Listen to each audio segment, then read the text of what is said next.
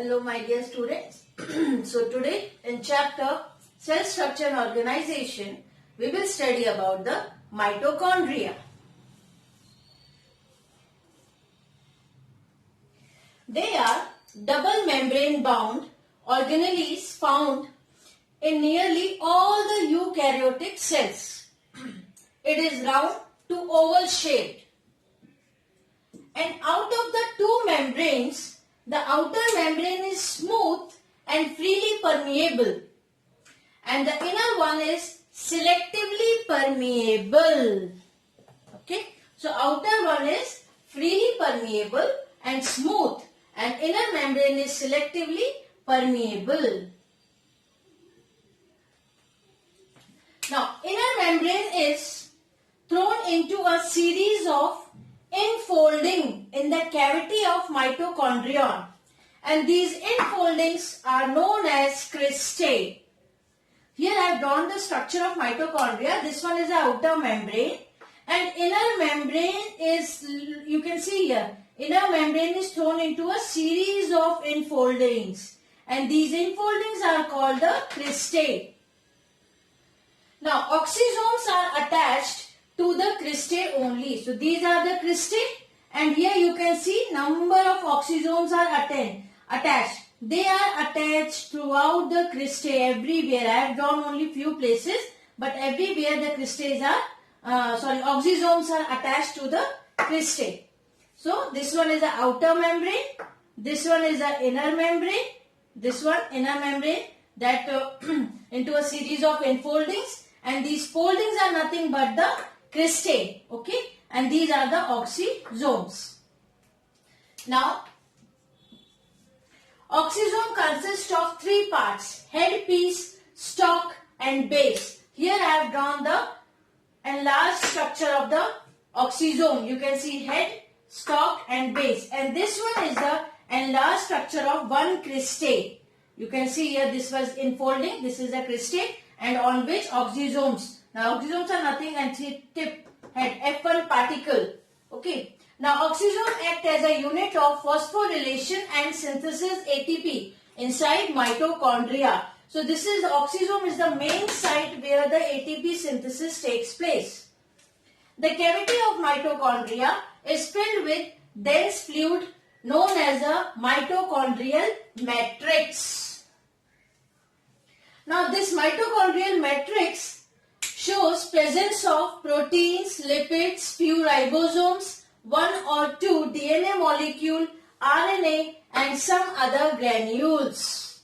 So mitochondria, they also have their own DNA, own genetic material, isn't it? Now a large portion of the mitochondrial protein that represents the enzymes. Now the next important point, that coenzymes of electron transport chain or electron transport system, okay, that namely merely the coenzymes of this chain, cytochromes, dehydrogenase, flavoproteins, they all are present on the inner mitochondrial membrane. In the inner mitochondrial membrane, what coenzymes of ETS chain, okay, electron transport system. Now what mitochondria, as because here the ATP synthesis takes place. So mitochondria is also called as the powerhouse of the cell because ATP molecules are produced during the cellular respiration. So this is all about the mitochondria, and it is also called as the powerhouse of the cell because ATP synthesis takes place, and this ATP synthesis takes place mainly in oxysome. So here the diagram, this is a detailed structure of the cristae, and here the detailed structure of the oxysome that consists of head, stalk and base. Now next component is plastids. They are found only in algae, plant cells and certain protisters. Now plastids are double-walled organelles containing DNA, RNA and ribosomes. So as mitochondria is also having their own genetic material, and same here the plastids, they have DNA, RNA and ribosomes. Plastids are of three types: leucoplast, chromoplast, chloroplast. Depend upon which type of pigment is present. Now one by one. Leucoplast. These are colorless organelles mainly they are located in roots, bulbs and seeds. So here the main function is storage. They are of three types: leucoplast, amyloplast, proteinoplast, elioplast. Now this amyloplast, they help in storing and synthesizing starch. Proteinoplast, they help in storing proteins typically found in seeds. And elioplast help in storing fats and oils. So this is all about the leucoplast. They are colorless organelles. Now come to the next, chromoplast. They are colored plastids containing pigments other than chlorophyll. They are yellow, orange or red in color. They are usually found in flowers and fruits. Now the next one is chloroplast. Now these are the green plastids containing pigment chlorophyll. It is the main site of photosynthesis. And they are generally, here I have drawn the structure of chloroplast. Okay, they are generally lens shaped but can be seen in oval, spherical, discoid or ribbon-like. They are also double membrane bound organelles enclosing colorless matrix called stroma. Embedded in the stroma, there are many green colored grana. Now you can see the structure, double layer. This one is the outer membrane, then inner membrane. Here this full structure inside the chloroplast is filled with stroma, and here this one is the grana, the stacks. Okay, now, and this one is the thylakoid, single granum that contains the thylakoid. Now here they are also double membrane bound organelles, and they have they enclosing the colorless matrix called stroma. And in the stroma, what are there? There are many green granas are there. Now thylakoids are arranged in the form of stacks called grana. So here thylakoids, they are arranged inside this one like this. Okay. Now the grana are connected to each other by stroma lamella. So here these are the granas, they are connected with the help of the lamellae. Now the stroma and space inside thylakoid contains enzymes essential for photosynthesis. Whatever the essential requirement for the photosynthesis present in thylakoid and in the stroma. Now stroma of chloroplast also contain DNA and ribosomes. Fine? Here already I said. So in the case of the chloroplast, the DNA and the ribosomes are present in the stromazome. So this is all about the plastids. Now next component is ribosomes. They are granular organelles which do not have any enclosed membrane. Chemically, they are composed of ribonucleoproteins. In eukaryotic cells, ribosomes are found attached to the membrane of endoplasmic reticulum. These are also found scattered in cytoplasm, mitochondrial matrix and chloroplast. Ribosomes contain RNA and protein in almost equal proportion. Eukaryotic ribosomes are of ATS type, which composed of two subunits, 60S and 40S. Main function of ribosome is to synthesize protein. And during active protein synthesis, ATS ribosomes seems to occur in groups and are collectively known as polyribosomes. Fine? So this is all about the next component, that is ribosomes. Now next component is nucleus. Robert Brown was first described the nucleus as a cell organelle. Scientist Robert Brown. This distinct nucleus is found in all the eukaryotic cells, which is separated from surrounding cytoplasm by nuclear membrane. Now, nucleus is clearly visible during interphase stage. Now, about the structure of nucleus in detail. Here I have drawn the structure also. Okay. Now, this structure, nucleus consists of nuclear envelope, nucleoplasm, nucleolus and chromatin network. So, one by one we will deal with each and every type of part. The first one is a nuclear envelope. It consists of two membranes, the outer and inner nuclear membrane, separated by perinuclear space. So, here you can see this one is the outer membrane, then after that inner membrane is there, and the space between the outer and inner membrane is perinuclear space.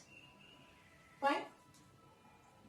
Now, this outer membrane is attached with endoplasmic reticulum at several points, and inner membrane is associated with dense material termed fibrous lamina.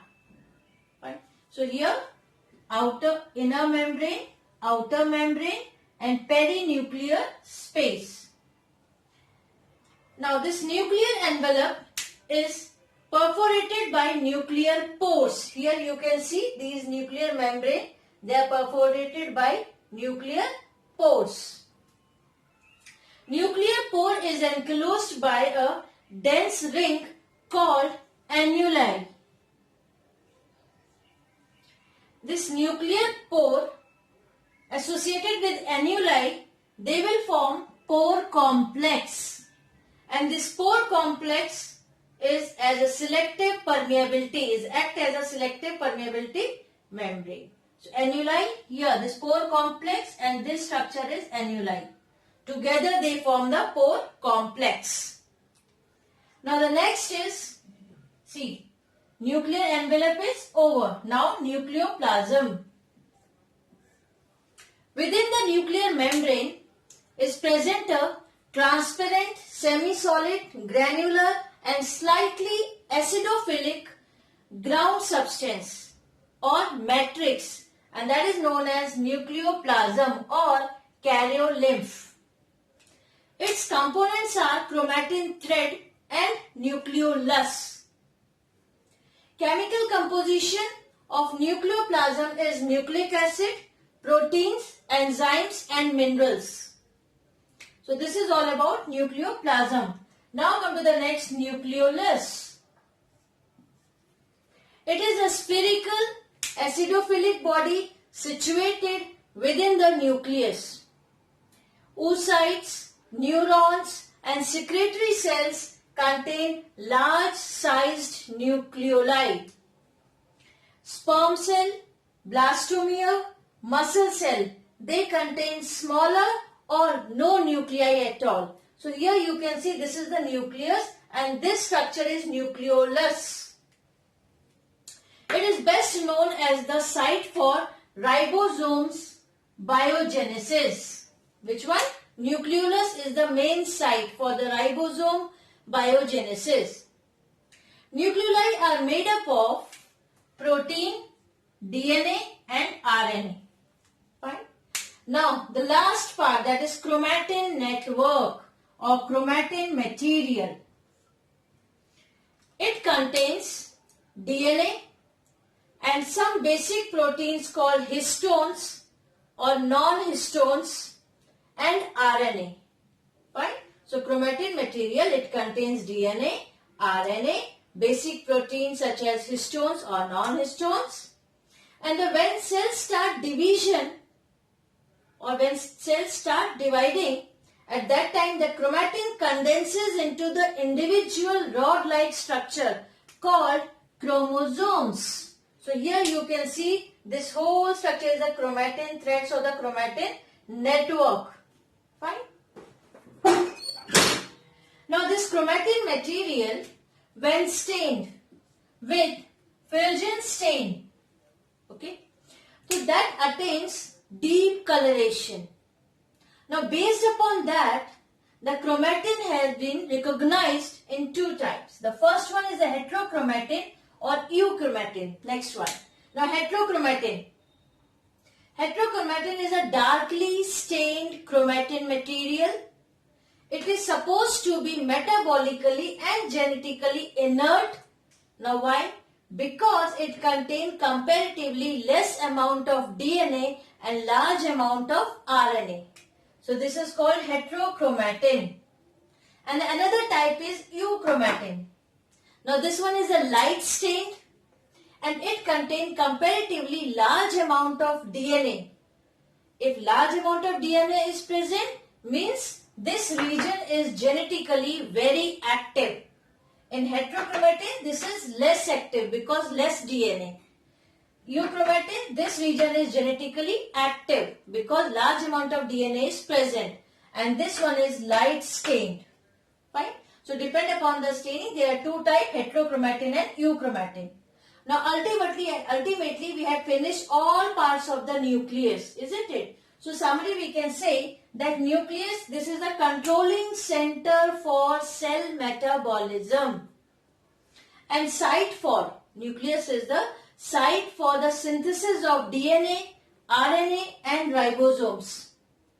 And very important thing that nucleus contains the genetic information which is necessary for the growth and development of the individual, of the organism. So this is all about the nucleus structure and each and every part such as a nuclear envelope, nucleoplasm, nucleolus and chromatin network. Now next component in eukaryotic cell is cytoskeleton. Now it is a structure that fills the cytoplasm. This structure works for movement and support by acting as both muscle and skeleton. The long fibers of cytoskeletons are microfilaments, microtubules and intermediate filaments. These are the long fibers of cytoskeleton. Now microfilaments are fine thread-like protein fibers, predominantly of a contractile protein called actin. Now microfilaments can carry out cellular movements including gliding, contraction and cytokinesis. Now microtubules, they form the spindle fibers during mitosis, means cell division. Now intermediate filament, this provides the tensile strength for the cell. So this is all about the long fibers of cytoskeleton that are microfilament, microtubules and intermediate filaments. Now come to the next, cilia and flagella. These are fine hair-like membrane-bound protoplasmic outgrowths, okay, that occur on the free surface of the cell. The cilia, they are fine hair-like membrane-bound protoplasmic outgrowths that occur on the free surface of the cell, and they generate a current in the fluid medium for the passage of material and locomotion. They are small in size, cilia, they are small in size and many in number. Now here flagella, they are longer in size and fewer in number. Cilium and flagellum consist of basal body, basal plate and shaft. Now this basal body is placed in outer part of the cytoplasm and it is derived from centriole. So basal body is derived from centriole. It has a 9 peripheral triplets of fibrils. Shaft is exposed, that I said basal body, basal plate and shaft. Shaft is exposed part of the cilia and flagella.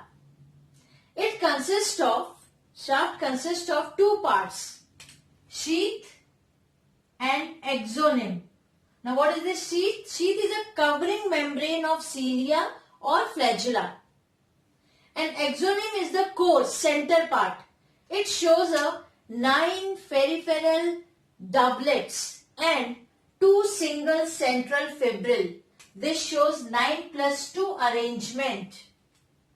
Okay, in the axoneme. Now, centrioles and centrosomes. Centrosomes is usually found near the nucleus of an animal cell. It contains a pair of cylindrical structure called centriole. So, centrosome contains a pair of cylindrical structure that is called centrioles. Centrosome help in assembly of spindle appendages during cell division. So this play a very important role during the cell division. So this is all about the different components of the eukaryotic cell. We have studied almost 13 components. Okay. Thank you.